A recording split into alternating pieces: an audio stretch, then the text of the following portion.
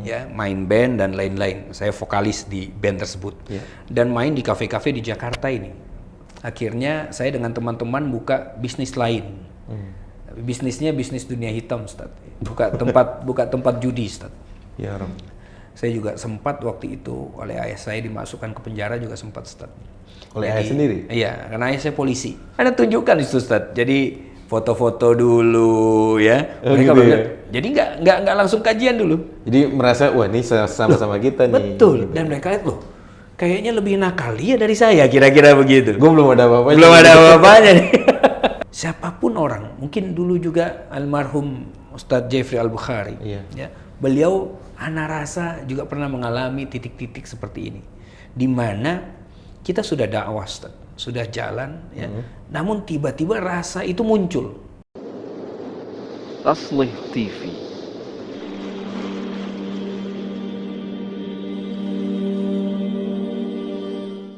Bismillahirrahmanirrahim. Alhamdulillahirrabbilalamin. Assalatu wassalamu ala rasulillah wa ala alihi wa sahbihi wa man walah. Wala hawla wala quwata illa billah. Rabbi syrah li sadri wa yassir li amri wahlul 'uqdatam min lisani yafqahu qawli wa ba'd. Assalamualaikum warahmatullahi wabarakatuh. Waalaikumsalam warahmatullahi. Alhamdulillah, sahabat Taslih, kita kembali di Bincang Sore Berfaedah, kembali di channel Taslih TV ini yang kita selalu berusaha mengangkat ilmu, karena sebab peradaban kita adalah peradaban ilmu dan kita terkenal dengan itu semua. Seperti biasa di pekan keempat biasanya, atau kita akan kedatangan dosen-dosen kita atau masyaikh atau asatidz kita, guru-guru kita yang menyempatkan waktunya untuk sharing atau berbagi ilmunya kepada teman-teman dan kita semua yang di sini. Kita sapa dulu, ada Ustadz Abu Fida hari ini yang datang. Assalamualaikum. Waalaikumsalam warahmatullahi wabarakatuh. Kaifahalukum Ustadz? Alhamdulillah, khair insyaallah. Tamam, khuis. Kuis, beliau kuis nih. Ya, baik. Pertama saya ucapkan terima kasih dulu ke Ustadz yang sudah menyempatkan waktunya untuk berbagi ke teman-teman Taslih. Insyaallah. Udah dijadwalkan dari jauh-jauh hari. Masya Allah. Nanti kita akan ngobrol karena judul kita adalah bincang sore, bincang tapi ada faedahnya gitu. Dan faedahnya mesti ilmu dan pengalaman yang para narasumber yang hadir ini. Baik, saya mungkin akan buka pertanyaan dari ini, Ustaz. Saya sempat diceritain lah sama kakak saya yang teman antum juga, yang Ustaz Abu Fida dulunya Masya Allah seperti apa, dan qadarullah, atas izin Allah banting setir, katakan gitu, Ustaz. Mungkin antum bisa sedikit ceritakan yang nantinya bisa ana gali mungkin aktivitas yang hari ini antum lakukan. Baik. Fadhal, Ustaz. Baik, bismillahirrahmanirrahim. Alhamdulillahirabbil alamin. Asyhadu an la ilaha illallah wahdahu la syarika lah taqriran bihi wa tauhidan. Wa asyhadu anna Muhammadan abduhu wa rasuluhu, amma ba'd. Baik, Masya Allah, ini dari mana ya Anda perlu cerita ini sebetulnya. Beliau ini bukan orang lama, bukan orang baru, ini orang lama nih dalam kehidupan saya. Sempat ketemu di Mekah ya, dengan gurunda Ustadz Ahmad Ridwan, ya, ternyata kakak kandung beliau. Dan waktu itu Ustadz Ahmad Ridwan bilang, ini adik-adik saya mau kembali nih. Oh, saya bilang udah beres, sudah selesai di Madinah, Masya Allah. Dan teman-teman Taslih juga bukan orang baru, orang lama semua ini. Ada Fadli, ada lain-lain. Jadi awal mau mendirikan itu juga kita sempat ngobrol-ngobrol itu, Masya Allah. Dan sekarang ternyata kesampaian. Ini tandanya memang Allah betul-betul mengulurkan tangannya dan mengangkat derajat teman-teman semua, insya Allah. Mudah-mudahan ini akan menjadi perjuangan dakwah dari teman-teman semua, insya Allah. Baik, dulu kalau kita bicara dulu, ya, ini sebetulnya hal yang amat sangat sensitif untuk saya bicarakan saat ini sebetulnya, Ustadz. Karena salah satu dosa yang tidak akan Allah ampuni, kata Rasulullah SAW, adalah pada saat dosa itu Allah sudah tutupi aibnya, tapi malah diceritakan. Namun kemudian ada beberapa pendapat ulama yang mengatakan apabila ada ibrah di dalamnya, bukan untuk mensyirkan aib itu, maka diperbaiki. Mudah-mudahan ini termasuk yang yang pendapat ulama ini mudah-mudahan insyaallah ya. Saya bermohon kepada Allah agar Allah mengampuni saya dan menuntun lisan ini agar semua majelis kita pada sore hari ini, pada hari ini maksud kami bisa menjadi ibrah bagi teman-teman, terutama teman-teman yang mempunyai latar belakang seperti kami dulunya. Jadi kalau saya bicara dulu Ustadz, saya itu termasuk salah satu penggiat di dunia hitam. Bukan hanya dunia malam. Hitam ini? Hitam Ustadz, dunia hitam. Dan bahkan baru di Taslih inilah nanti saya akan juga cerita bahwa perjalanan saya pun bukan perjalanan yang lurus-lurus saja pada saat sudah terjun di dunia dakwah itu. Ada hal yang pernah terjadi juga ya, yang kemudian membuat jatuh segala dalil, segala ilmu, segala hal yang pernah menempel itu kok kira-kira hilang gitu Ustadz. Bisa dianggap seperti itu. Ini ujian dari Allah, ujian dari Allah yang kami nikmati, yang kemudian alhamdulillah Allah kembali angkat perlahan-lahan dan Allah izinkan kami ada di sini bersama dengan antum, dengan para masyayikh, para ustadz, asatidz yang lain yang ada yang sudah pernah mengisi dan duduk di tempat ini merupakan suatu penghormatan, keistimewaan dan keberkahan yang Allah berikan kepada saya khususnya Ustadz. Alhamdulillah. Dan juga mudah-mudahan Allah berikan keberkahan semuanya kepada antum-antum semua, Masya Allah.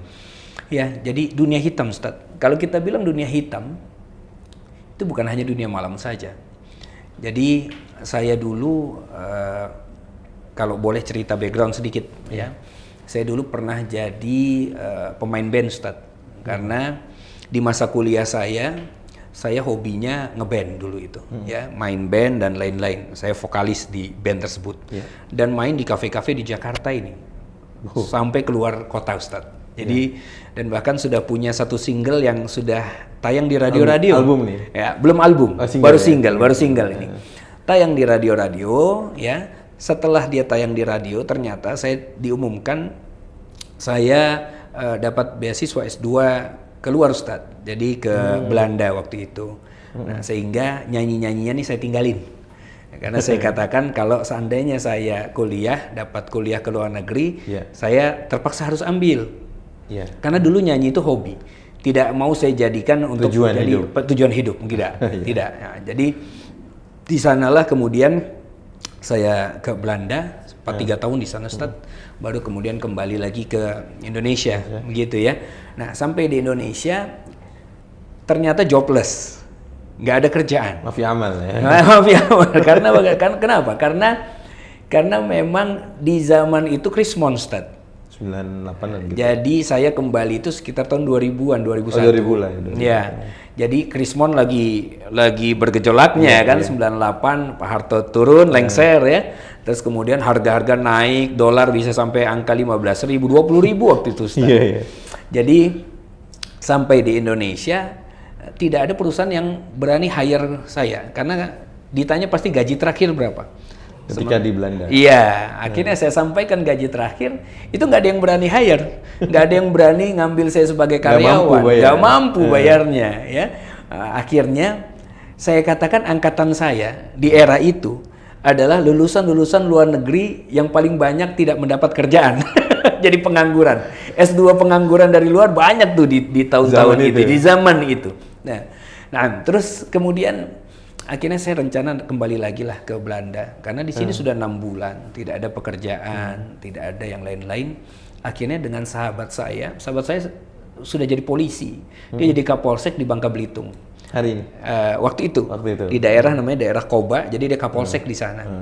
Akhirnya dia bilang ke saya, udah datang untuk apa? Lihat dulu lah bisnis di sini.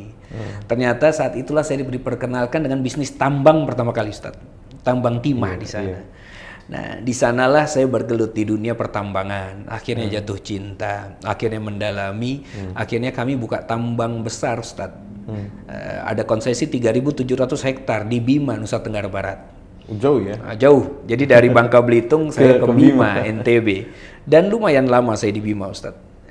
Di sana kita sudah bangun pelabuhan, sudah sempat ekspor dan lain-lain. Nah, disitulah yang saya katakan titik nadir kehidupan saya. Merasa bosan gitu? Bukan merasa bosan, namun merasa bahwa kehidupan sukses dunia itu saya udah raih semua. Belum nikah. Waktu itu ya. Waktu itu belum nikah. Uang itu ya setiap pekan itu masuk istilahnya, ya. Dan subhanallah ternyata bukan hanya dari situ saja. Saking kemudian nggak tahu ini uang mau dipakai untuk apa, Ustadz. Yeah. Akhirnya saya dengan teman-teman buka bisnis lain. Tapi bisnisnya bisnis dunia hitam, Ustadz. Buka tempat judi, Ustadz. Ya, Rom. Jadi kalau orang-orang baru bukanya sekarang itu udah ketinggalan zaman sebetulnya. Jadi kami buka waktu itu dengan penghasilan, Ustadz. Itu per pekan itu saya punya penghasilan hampir 1 M. Setiap pekan? Setiap pekan. Ya, itu kita partneran ada beberapa. Jadi sebetulnya penghasilannya lebih dari itu. Tapi karena kita partneran dibagi-bagi. Itu terus berlanjut. Dan hampir tiap bulan itu saya bolak-balik Makau, Indonesia, Makau. Tapi bukan saya main judi, teman-teman dulu yang main judi. Karena saya ya qadarullah alhamdulillah nggak dikasih keinginan untuk keinginan. Saya nggak punya jantung yang kuat untuk deg-degan, kira-kira begitu. Karena kan kalau nungguin menang atau enggak deg-degan itu main judi. Nah, saya nggak kuat itu. Karena teman-teman main saja yang deg-degan saya, ya. Akhirnya saya memang nggak punya bakat untuk main di sana, tapi akhirnya buka tempat. Nah, dari situ akhirnya yang namanya dunia hitam itu dekat dengan pergaulan malam, ya. Peredaran narkoba dan lain-lain, ya. Dan saya pun subhanallah ya sempat terjerumus di dalam pergaulan itu, Ustaz. Dan bahkan singkatnya ini, karena kalau diceritain panjang lebar ini, singkatnya bahkan saya pernah buka pabrik juga, Ustaz. Itu kan cuma pemakai atau bukan pengedar? Bukan pemakai, bukan. Produsen. Produsen. Jadi kalau dibilang tadi penggiat dunia hitam, saya bukan dunia malam lagi, penggiat dunia hitam. Namun akhirnya lama-kelamaan hal itu membuat bosan, membuat ketidaktenangan, ya, hancurnya kepercayaan orang dan lain-lain. Nah, itulah yang kemudian menjadi titik balik, ya. Saya juga sempat waktu itu oleh ayah saya dimasukkan ke penjara juga sempat, Ustaz. Oleh ayah sendiri? Iya, karena ayah saya polisi. Nah, dia nggak mau bantu sama sekali pokoknya dengan urusan itu. Dan waktu itu beliau sedang bukan terjun ya, tetapi diberikan kepercayaan yang mana gesekannya adalah dengan dunia politik. Nah, dulu ayah saya sempat menjadi sekretaris Kompolnas, Komisi Kepolisian Nasional, di mana pencalonan Kapolri pasti dari situ namanya. Ya, dan lewat situ. Dan itu ada 2 calon yang kuat saat itu. Beliau khawatir kalau saya kenapa-kenapa di luar ini bisa jadi bargaining chip ini. Maka dimasukkanlah saya. Dan lumayan 7 bulan saya di dalam, Ustaz. Tapi disitulah titik baliknya di penjara itu. Dan yang hadir saat itu, saya katakan Allah kirimkan sosok beliau ini untuk menjadi penyelamat, ya. Ustadz Abi Maki, Ustadz. Masya Allah, Ustadz Abi Maki. Ustadz Abi Maki. Ya, beliau terkenal, ma'ruf. Ya. Kharij min Ummul Qura, ya. Ummul Qura. Iya. Nah, disitulah kemudian beliau datang ke penjara. Beliau semangati saya untuk kemudian, ayo Mas, kalau nanti keluar dari sini, Mas ke tempat saya aja. Sayang ilmunya, sayang yang lain-lain. Karena saya sempat ngaji kalong sama beliau, Ustaz. Oh gitu ya? Iya, sempat ngaji kalong sama beliau, ngaji kalong begitu. Akhirnya nyantri beneran nih setelah nyantri. Setelah itu saya 3,5 tahun di rumah beliau. Talaki. Waktu itu di rumah beliau di mana sih? Tinggal di Muruyung, Ustaz. Oh, di Muruyung. Di Muruyung, beliau tinggal. Sampai sekarang masih di sana. Bahkan tempat saya dulu tidur nyantri itu. Jadi dulu tempat tidur saya itu adalah musola lama yang fungsinya sudah jadikan gudang. Hari ini jadi gudang. Hari ini bahkan sudah ahli fungsi lagi. Ya, udah dialih fungsikan menjadi saung ilmu. Jadi tempat para santri-santri tahfidz Qur'annya, murojaah, setoran itu adanya di situ. Itu dulu tempat tidur saya, Ustaz. 3,5 tahun untuk 3,5 tahun. Saya datang di sana dalam keadaan itu gudang, debunya tebal, ya, kotor, nyamuk di mana-mana. Saya tanya, saya tidur di mana? Abi, saya bilang, saya katakan beliau kan saya panggilnya Abi, walaupun umurnya hanya beda setahun sama saya. Saya tidur di mana Abi? Ya itu di situ, di situ. Ingat ya, kasurnya nggak boleh lebih tebal dari segini, katanya. Jadi saya silakan cari kasur sendiri, tapi nggak boleh lebih tebal dari ini. Takutnya nanti terlalu nyaman, katanya. Akhirnya ya sudah ngepel sendiri, nyapu sendiri. Itu intens berarti Ustaz ya? Intens, Ustaz. Apa aja yang selama antum jadi santri beliau itu apa aja Ustaz ilmu-ilmu yang diajarin beliau? Sebetulnya 6 bulan pertama, ini uniknya Ustaz. 6 bulan pertama itu saya hanya disuruh sholat tepat waktu dan baca Quran. Itu aja 2? Itu aja. Gak ada yang lain-lain. 6 bulan pertama itu. Itu aja. Sampai akhirnya awalnya saya bosan Ustaz. Ini apa ini? Ya kok ini ujian pertama ini ujian pertama itu kan. Ya. Ujian pertama. Tapi ternyata setelah 6 bulan beliau lihat saya istiqomah dalam ngaji. Akhirnya saya sudah lupa dengan kesana tuh mau belajar sama beliau tuh lupa Tat. Jadi saya sudah berbaur saja dengan ustadz-ustadz yang ada yang lain di sana. Ada dulu santri-santri kalong beliau yang lain-lain juga. Jadi santri beliau tuh para ustadz, para asatidz sebetulnya yang datang ke sana ngaji ya, nunggu beliau diskusi dan lain-lain gitu. Jadi saya nyempil lah kira-kira di sana itu. Tapi karena keberkahan banyak orang-orang yang berilmu, ya akhirnya saya asyik gitu dengan membenarkan bacaan Quran, ya, kemudian sholat dan lain-lain. Sampai setelah 6 bulan beliau bilang, baik. Sekarang waktunya antum belajar yang lain. Ya, sudah cukup. Ilmu apa yang pertama kali? Ya, yang pertama beliau berikan kepada saya adalah ilmu adab, Ustaz. Adab, ya. Jadi adab. Bahkan saya ingat ada kitab Adabul Mufrad dan lain-lain, gitu ya. Itu diberikan baca. Awalnya tuh ta'lim.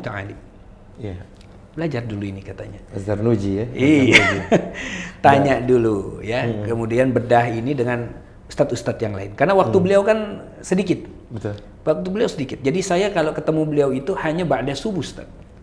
Ba'da subuh, ayo antum ada pertanyaan apa? Ini gini. Terus begitu. Nah, saya yang dampingi saya itu ada Ustadz Asep, beliau ini Azhar ya, dari Al-Azhar. Kemudian ada Ustadz Fauzi. Ustadz Fauzi ini beliau di PT IKI.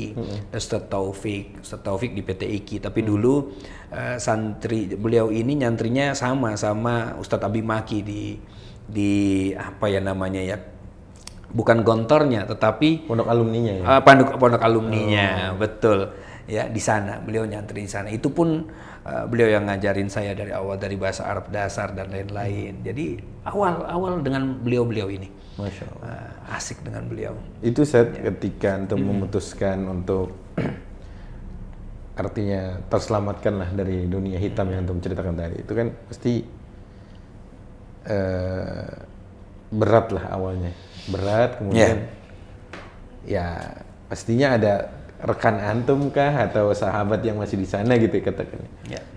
Itu antum melihat mereka sekarang seperti apa dan apa usaha antum untuk katakanlah mengajak mereka untuk seperti antum gitu. Baik. Satu, memang ada di keadaan di sana itu memang bukan sesuatu yang mudah, seperti yang antum katakan tadi. Itu adalah hal yang berat. Bahkan untuk keluar dari pergaulan itu saja itu bukan hal yang mudah, Ustaz. Lingkaran itu aja ya. Ya, dan ini tidak bisa dijelaskan. Bukan tidak bisa dijelaskan ya. Mungkin bisa dijelaskan tapi belum tentu bisa difahami oleh orang-orang yang belum pernah mengalami, Ustaz. Ada kode etikal ya. Ada ya. Hal yang Anda bisa menjelaskan sama antum, mencoba, tetapi rasa itu antum tidak akan bisa dapatkan. Kecuali yang sama-sama ada di sana. Itulah kenapa para pecandu itu, ya, itu bisa mendengar atau baru mau mendengar kepada mantan pecandu. Oh, yang nggak pernah ngerasain tuh dia? Nggak mungkin. Siapa gitu kali? Iya. Contoh ini, Ustadz Abi Maki, dulu pertama kali beliau kasih saya jamaah istilahnya, kasih saya kajian atau ngisi kajian itu di tempat rehabilitasi narkoba, Ustaz. Oh gitu ya. Pertama kali. Karena awalnya beliau yang ngisi di sana. Datang satu kali ya, kemudian bingung mau ngomong apa. Satu, beliau nggak pernah merasakan. Yang kedua, betul-betul beliau kan dari kecil ya santri terus gitu ya. Terus mau ngomong apa? Mau bahas soal kitab ya nggak mungkin, mau bahas soal yang lain-lain nggak mungkin gitu. Jadi apa begitu? Akhirnya beliau minta saya untuk, udah antum kayaknya bisa sharing di sana. Akhirnya anak yang sharing di sana. Dari sharing di sana mereka mau dengerin, ya karena yang pertama kali anak satu dunia dulu. Satu dunia. Anak tunjukkan itu Ustaz. Jadi foto-foto dulu ya. Mereka gitu ya? Jadi nggak langsung kajian dulu. Jadi merasa wah ini sama-sama kita nih. Betul. Dan mereka lihat loh, kayaknya lebih nakal dia dari saya, kira-kira begitu. Gue belum ada apa-apanya. Belum ada apa-apanya nih. Nah, dari situ bisa lah untuk masuk nasihati. Dari situ bisa masuk, mulai menasehati, mulai mengajak sebetulnya. Karena kalau Anda katakan Anda sudah punya otoritas untuk menasehati, kayaknya belum juga. Karena begini, yang namanya pecandu itu ada satu penelitian yang mengatakan pecandu itu tidak bisa sembuh total. Gitu. Yang ada mereka pulih. Pulih itu bisa sesaat, bisa agak lama sedikit, tapi ada kecenderungan untuk masuk lagi ke tempat itu. Kalau nggak jauh-jauh dari temen yang itu. Satu itu, yang kedua, yang namanya trigger itu ada internal, ada eksternal trigger. Karena memang Ana mengkhususkan penelitian Ana di sini, Ustaz. S1, S2, dan mudah-mudahan ini doktoral terus lanjut ke sana. Nah, jadi suatu istilah, bukan istilah, suatu statement ya dari ahli, dari psikolog yang mengatakan hal ini membuat Ana resah. Ya, awalnya. Tapi kemudian itu bisa terbukti kemudian, Ustaz. Dalam arti, nah ini yang Anda katakan, antum mungkin belum bisa merasakan ya, tetapi Anda coba untuk deliver rasa ini. Siapapun orang, mungkin dulu juga almarhum Ustadz Jeffrey Al-Bukhari, ya, beliau Anda rasa juga pernah mengalami titik-titik seperti ini, di mana kita sudah dakwah, Ustadz, sudah jalan, ya, namun tiba-tiba rasa itu muncul. Rasa trigger itu muncul, trigger itu muncul bisa karena permasalahan rumah tangga misalnya, bisa karena permasalahan kehidupan misalnya, macam-macam itu. Yang mana dalil kita sudah akrab dengan dalil. Tapi ketika itu ada trigger sedikit, ada trigger sedikit, itu semua bisa berbalik, Ustaz. Sebahaya itu. Sebahaya itu, Ustaz. Wallahi, dan ini Anda rasakan. Ya Allah. Dia masuk bisa lewat mimpi. Masuknya bisa lewat penciuman, bau sesuatu yang men-trigger. Masuknya bisa lewat macam-macam, tapi ada triggernya dulu. Ada permasalahan dulu, ya, dengan ada permasalahan yang berat yang belum pernah kita alami dalam kehidupan kita, ya. Itu setan tuh masuk lewat trigger-trigger ini. Bisa dari internal trigger, yaitu perasaan yang dirasakan, sedih, kecewa, ya, marah, kondisi hati. Dan kedua dihantam dari external trigger. Eksternal ini adalah ya mencium bau sesuatu, pengharum ruangan saja, Ustaz. Itu bisa ke-trigger. Gitu ya? Karena yang kita cium bisa jadi adalah bau pengharum ruangan yang dulu tempat kita pakai narkoba itu di mana. Itu sebegitu kuat munculnya. Dan ini pasti akan diaminkan oleh seluruh mantan pecandu yang pernah kecanduan. Mereka pasti mengaminkan ini. Jangankan hal itu. Kita lagi di jalan, lewat di jalanan biasa tempat bandar dulu nyerahin barang sama kita, atau bandar kita tinggal di sana, masih ada tuh ya memorinya. Itu getaran sampai di hati, Ustaz. Oh gitu. Gitu.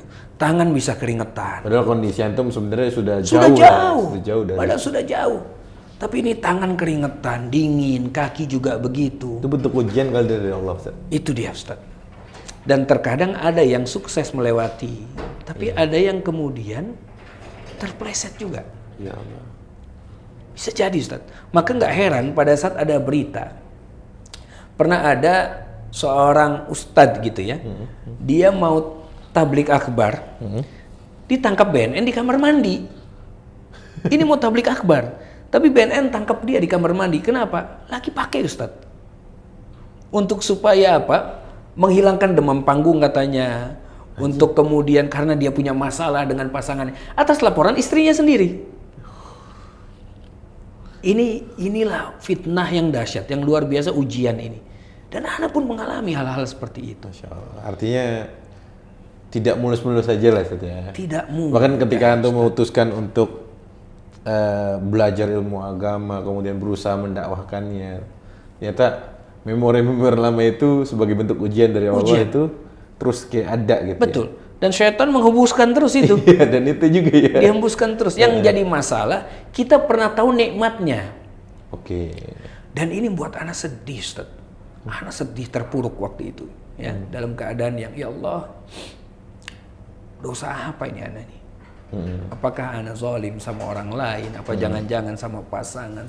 Apa ini? Sampai kemudian sebegitu beratnya ini langkah ini. Betul. Anak ambil begitu.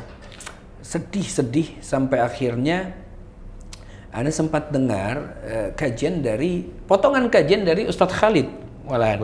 Wasalama. Yang sebelumnya Anda nggak pernah dengar. Oke. Ya. Akhirnya Anda dengar.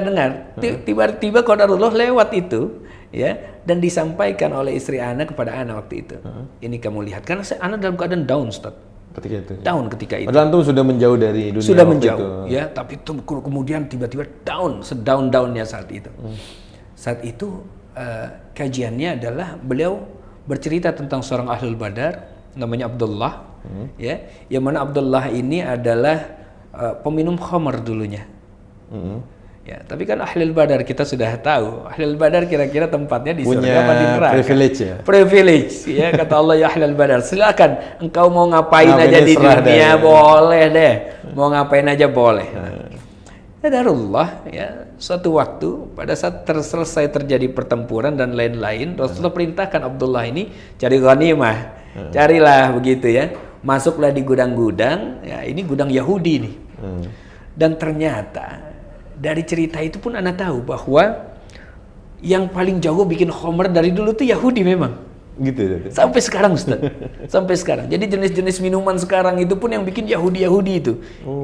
Dan yang paling ajib, yang paling dahsyat itu adalah khamar yang dimasukkan di guci, ditutup dan dipendam di dalam tanah, Ustaz.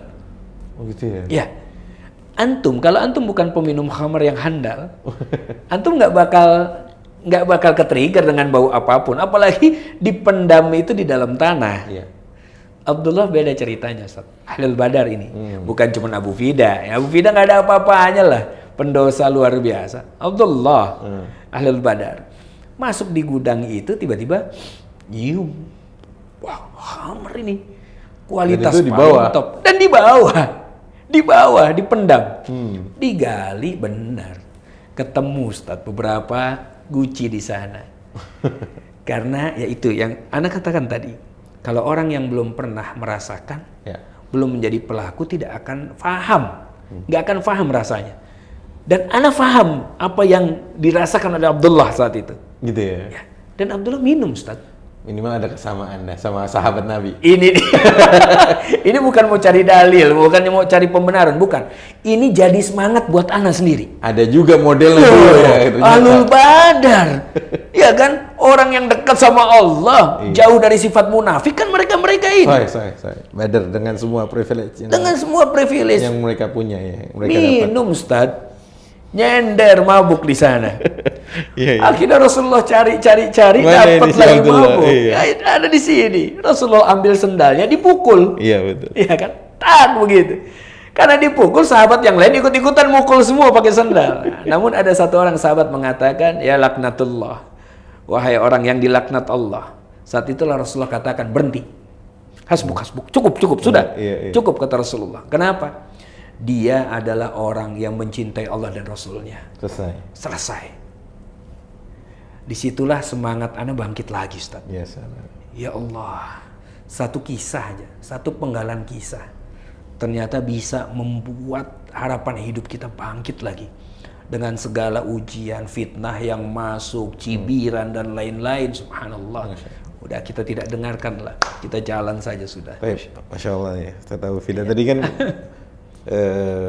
beliau cerita lah ya teman-teman tentang yang sampai titik terendahnya juga bahkan setelah hijrah itu. Setelah hijrah masih Allah uji. Sekarang Ustaz, kita mau tahu juga nih aktivitas antum hari ini kan? Baik, Masya Allah. Antum bisa ceritakan ya? Baik. Atau ke semuanya juga? Ya, kalau saat ini Ustaz, alhamdulillah masih coba untuk dakwah lah Saya coba dakwah. Selain itu aktivitas ana juga ana sebagai diberikan amanah sama guru-guru, sama sahabat-sahabat senior dari Ikatan Sarjana Al-Quran untuk jadi kepala bidang riset Al-Quran, Ustaz. Di Ikatan Sarjana Al-Quran Indonesia, ISKI namanya. ISKI. Ya. Nah, dan ana juga ya bantu-bantu untuk jadi dosen, Ustaz, di Perguruan Tinggi Ilmu Al-Quran. Sekarang udah jadi universitas ya? Sudah. PTIQ ya? Betul, Ustaz, betul. Alhamdulillah, SK-nya sudah turun, Ustaz. Iya, saya lihat kemarin, PTIQ sudah jadi universitas. Alhamdulillah. Walaupun ya sebagian mengatakan, sebaiknya ngapain universitas, institut aja lah. Jadi ada kekhususan kan gitu ya. Jadi memang khusus ya. Tapi ya qadarullah ala kulli hal, ya mungkin pasti akan ada kebaikan-kebaikan yang lain. Nah, maka ana di sana salah satu dipercaya oleh Pak Dekan ya, Dekan kami Dr. Baiti Rahman MA untuk menjadi atau membantu beliau sebetulnya untuk jadi dosen tafsir kontemporer, Ustaz, di sana. Nah, ini teman-teman mungkin mau tahu saya tentang apa itu tafsir kontemporer. Karena setahu kita kan tafsir itu ya tafsir Quran bil Quran, tafsir bil ma'thur, tafsir Quran bil hadis gitu kan ya. Betul. Ayat per ayat. Apa sih tentang tafsir Quran? Iya, tafsir Quran kontemporer ini sebetulnya kita tetap merujuk kepada kitab-kitab tafsir yang ada. Turas, artinya klasik ini. Klasik ya, klasik juga. Namun kemudian kita padankan dengan tafsir-tafsir dari mufasir yang kontroversial. Oh gitu? Iya. Jadi seperti misal ini ya, ini mohon maaf ini kalau ada dosen-dosen kami juga yang menonton, yang mungkin berseberangan pemahaman begitu ya, misalnya tentang isu-isu feminisme. Ya, salah satunya sekarang kan wanita-wanita ingin child free misalnya. Nggak mau lah. Artinya permasalahan kekinian itu. Betul, betul. Jadi dilihat dari perspektif tafsirnya. Ya, dari perspektif Islamnya seperti apa, terkadang kita benturkan dengan perspektif HAM versi PBB, Ustaz. Contoh tentang LGBT. Jadi kita benturkan itu, benturkan. Dari sisi HAM-nya bagaimana? Penggiat-penggiat HAM ini kan pasti akan berbunyi ini, ya kan? Wah, LGBT itu kan kesamarataan. Kita tidak boleh kemudian mendiskreditkan orang yang mempunyai penyimpangan seksual, misalnya begitu ya. Padahal menurut Al-Quran ini gimana sih? Kita lihat dulu dari perspektif Qurannya seperti apa, ayat yang diangkatnya seperti apa. Kemudian yang tadi ya tafsir Quran bil hadis misalnya ya, bagaimana kemudian sunnah ini menafsirkan ayat-ayat tersebut. Nah, baru diambil kesimpulan. Dalam perspektif Islaminya, perspektif Qurannya seperti apa. Nah, jadi dia memang di tafsir kontemporer ini kami berikan permasalahan-permasalahan kekinian, Ustaz. Ya, yang kita sebut ya. Betul. Ada kemudian permasalahan bayi tabung misalnya, yang sudah ada fatwanya juga, itu dibahas kembali supaya teman-teman ini akrab ya. Jadi kita yang sudah merasa Islam, sudah merasa baca Quran, ya saya ingat sekali dosen kami ini, beliau mengatakan, Dr. Khalil Rahman, beliau mengatakan begini, Al-Quran itu jangan ditelan bulat-bulat. Al-Quran itu di-challenge. Tantang ayat Al-Quran itu agar apa? Mengeluarkan kemukjizatannya. Ijazul Quran. Iya, ijaznya seperti apa nih? Mukjizatnya ya. Jangan sampai kita ini hanya menjadi penghatam Al-Quran tanpa faham Al-Quran itu bagaimana. Padahal esensinya adalah pemahaman dan pengamalan dari Quran. Pemahaman kan begitu kan, utslu ma uhiya ilaika minal kitab, kata Allah. Utslu. Jadi bukan iqra saja. Nah, inilah yang saya mencoba men-trigger mahasiswa-mahasiswi kami juga di PTIQ ini terutama, Ustaz, untuk membahas permasalahan-permasalahan seputar ini. Terkait yang lagi ramai mungkin terdekat ya, Ustaz ya, tentang child free. Iya. Gimana, Ustaz? Tafsir kontemporer melihat child free. Iya. Baik. Ya, kan dikatakan bahwa ya ayuhannas inna khalaqnakum min zakarin wa unsa. Wa ja'alnakum syu'uba wa qaba'in lita'arafu ila akhir ayat. Kan begitu ya. Nah, al-ayah bahwa konsep child free ini jelas-jelas sudah bertentangan dengan apa? Dengan kadrat yang sudah Allah tetapkan. Sunatullahnya adalah manusia itu diciptakan berpasang-pasangan untuk menghasilkan keturunan. Ya, dan keturunan-keturunan inilah yang nanti akan menjadi investasi akhirat bagi pasangan-pasangan tersebut. Sehingga ini kaitannya dengan ayat lain, wa min ayatihi an khalaqalakum min anfusikum azwajan litaskunu ilaiha, dan seterusnya. Ada kaitan-kaitan masuk di sana. Bagaimana kemudian Syekh Shinggiti mengatakan bahwa peradaban Islam itu baru bisa dibangun pada saat Muhammad Amin? Iya. Beliau mengatakan bahwa peradaban itu bisa diangkat, peradaban Islam itu bisa tumbuh pada saat apa? Ada pribadi-pribadi Islami yang mana seorang laki-laki Islami menikahi perempuan Islami, menghasilkan anak-anak itu. Bagaimana peradaban bisa muncul kalau child free ini? Dari mana ceritanya? Stop akan sampai di sana, kan gitu. Betul. Ya, wafat semua. Iya, betul. Masya Allah ya, ternyata. Masya Allah. Kajian-kajian tafsir itu terus berkembang, Ustaz. Berkembang, Ustaz. Ada tafsir kontemporer yang antum mungkin hari ini sedang itu, ada tafsir apalah segala macam. Karena betul kata Ustaz tadi bahwa Quran itu jangan didiamkan begitu saja ya. Betul. Cuma harus di challenge dalam artian teman-teman, bukan kita tentang Al-Quran, bukan. Jangan disalahpahami. Tapi bagaimana Quran itu hidup gitu. Beneran seakan bener Allah sampaikan kalau Quran itu menjawab zaman, Quran itu penjelas dari semua hal, tibyan likulli syai'. Betul, Masya Allah. Dan di sanalah Ustadz, kalau boleh saya tambahkan sedikit, akhirnya passion saya sekarang itu untuk mencari obat dalam tanda kutip untuk menggantikan obat-obat yang masuk ke dalam teman-teman yang menggunakan narkoba ini, dihancurkan oleh obat dari Quran. Masya Allah. Antum lagi riset ini? Lagi riset ini, Ustadz. Bagaimana perspektif dari Quran itu saya kawinkan dengan perspektif neurosmantik, Ustadz. Ya. Contoh begini. Pada saat kita zikir subhanallah, subhanallah, alhamdulillah, ya, atau zikir-zikir yang lebih panjang. Misalnya orang membaca Sayyidul Istighfar misalnya, ya, pada saat kemudian orang membaca, orang menzikirkan, mendawamkan ini tanpa ada makna, itu akan berbeda dengan pada saat sudah ada pemaknaan di sana. Beda rasanya. Ya, misalnya Abu Yazid Al-Bustami, beliau jadi wali dikatakan, beliau mendalami tasawuf, ya, salah satu pemikir tasawuf. Beliau ini dinaikkan derajatnya pada saat beliau mengatakan, ya Allah, ya Rabb, ya, Engkau ini luar biasa. Engkau gak butuh kami, tapi Engkau selalu kasih kepada kami. Padahal kita ini, kalau kita punya karyawan, ya, kita berikan karyawan itu makan, kasih minum, kasih fasilitas, kan karena ada maunya kita juga. Betul, karena ya simbiosis mutualisme. Itu, simbiosis mutualisme, kan begitu kan? Saling keterkaitan. Allah kan gak butuh kita. Betul. Tapi Allah tetap berikan, Masya Allah, ya Allah. Aneh kalau ada orang tidak mau bertuhankan Allah. Sekaligus menjawab ateisme dan lain-lain ya tadi. Betul, Ustaz. Nah, ateisme itu aneh gitu. Ya, apa yang mereka pikir lahir sendiri ke dunia ini. Ya, mereka pikir nggak butuh orang lain. Tidak, Allah nanti berikan. Hasilnya kalau boleh mungkin langsung shortcut langsung potong kompas itu, Ustaz. Dari ini akan menjadi obat yang bukan ditelan, dalam artian tidak dikonsumsi sebenarnya. Betul. Berarti dia dilafatkan. Gitu. Dasarnya begini. Dasarnya adalah Nabi Ayub alaihissalam pada saat beliau memiliki penyakit di zaman itu. Penyakit yang belum ada obatnya, tidak ada obatnya. Ya. Menarik. Jadi beliau dawamkan doa ini, di mana doa ini masyhur kan, Ustaz. Rabbi anni massani ad-durru wa anta arhamur rahimin.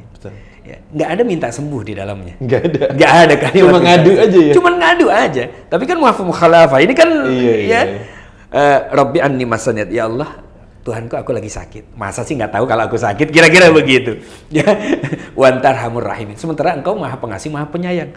Masa sih nggak kasihan ini sama seorang hamba yang nabi yang berjuang di jalan Allah? Kira-kira begitu. Nah, itu penyakit dari Allah yang Allah berikan untuk jadi pelajaran bagi kita semua. Penyakitnya dari Allah. Kalau penyakit dari Allah, sumber obatnya di Allah.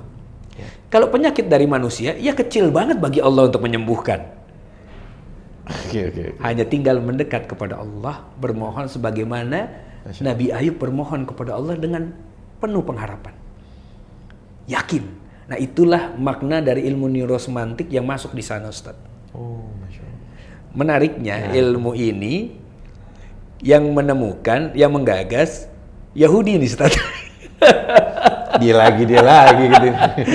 Tadi ada Michael Hall PhD namanya. Qadarullah memang istri saya mendalami ilmu itu Ustaz. Beliau memang international certificate di bidang neurosemantik. Jadi akhirnya diskusi terus di rumah. Beliau yang bantu juga penelitian. Nah, itu di S2-nya Ustaz memang mengkhususkan supaya apa?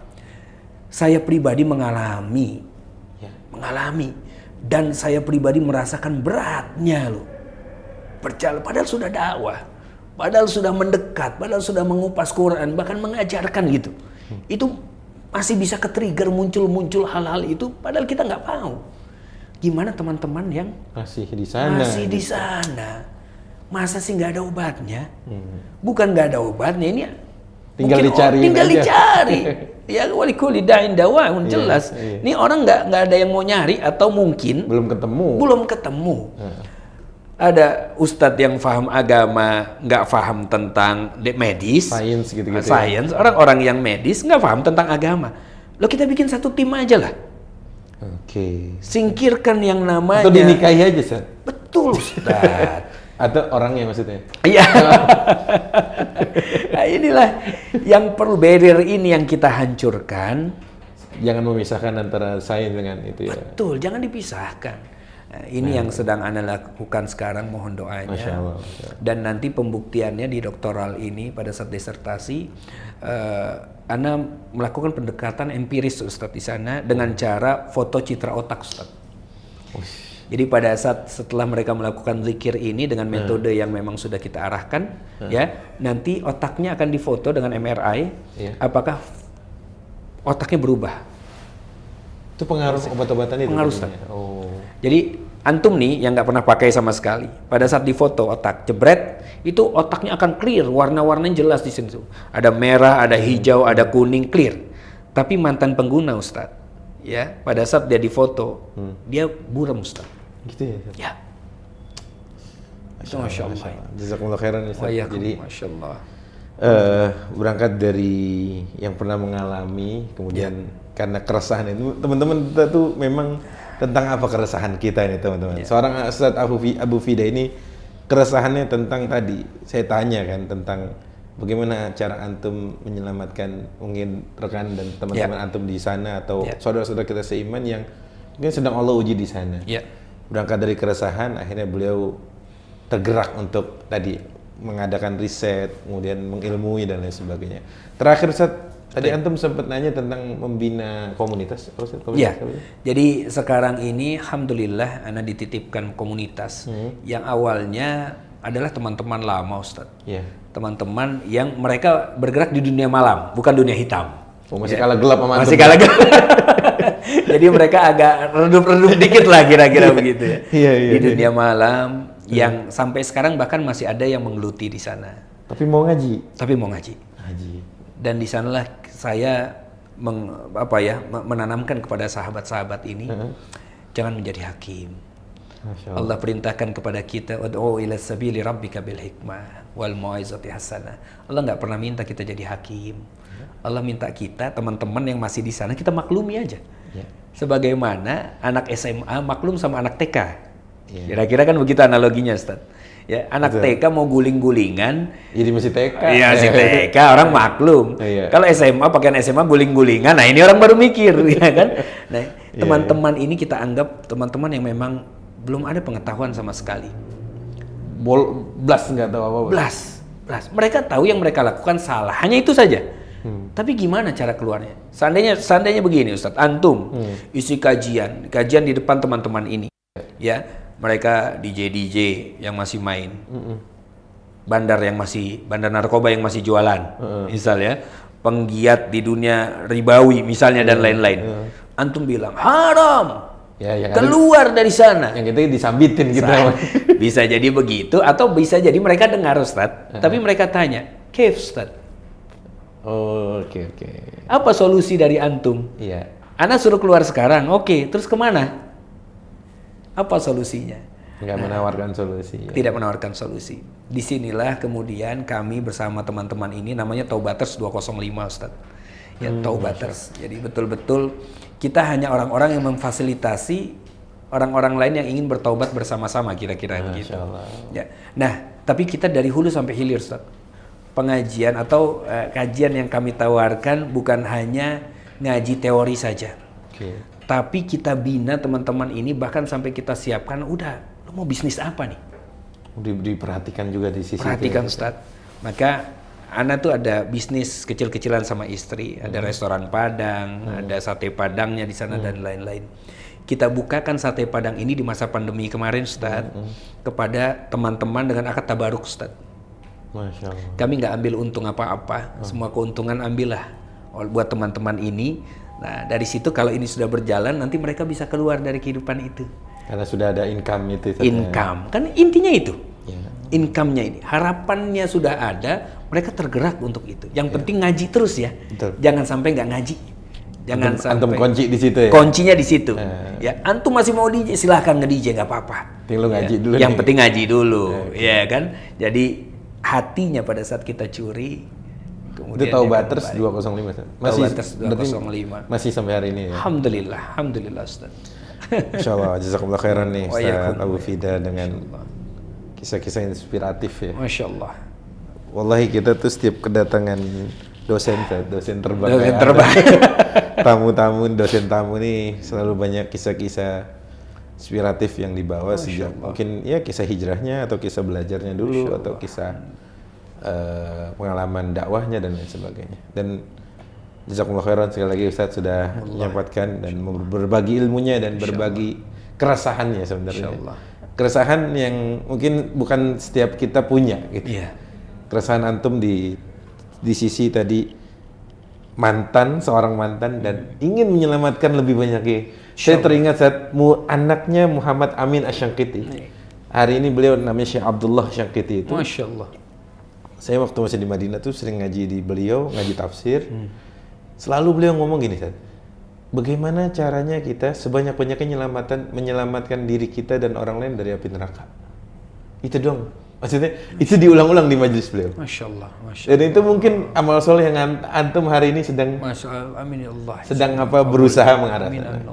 Di saat mungkin mengedukasi yang sudah muslim yang baik, ya tinggal diarahin aja. Tapi orang yang tenggelam jauh di sana dari nilai-nilai Islam itu yang butuh orang gitu.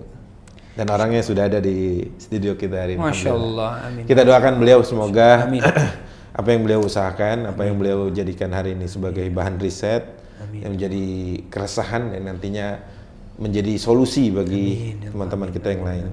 Sekali lagi jazakumullah khairan dan jazakumullah khairan juga kepada para pemirsa, sahabat Tasli semuanya. Dan insya Allah kita bertemu di Bincang Sore Berfaedah di kesempatan yang lain dengan pemateri yang lain juga, pastinya dengan penuh faidah, ilmu, pengalaman dan lain sebagainya. Aku qouli hadza, kita tutup dengan kafaratul majlis. Subhanakallahumma bihamdik, asyhadu an la ilaha illa anta astaghfiruka wa atubu ilaik. Ana Abdul Khair Ahmad undur diri. Assalamualaikum warahmatullahi wabarakatuh. Waalaikumsalam warahmatullahi. Taslih TV.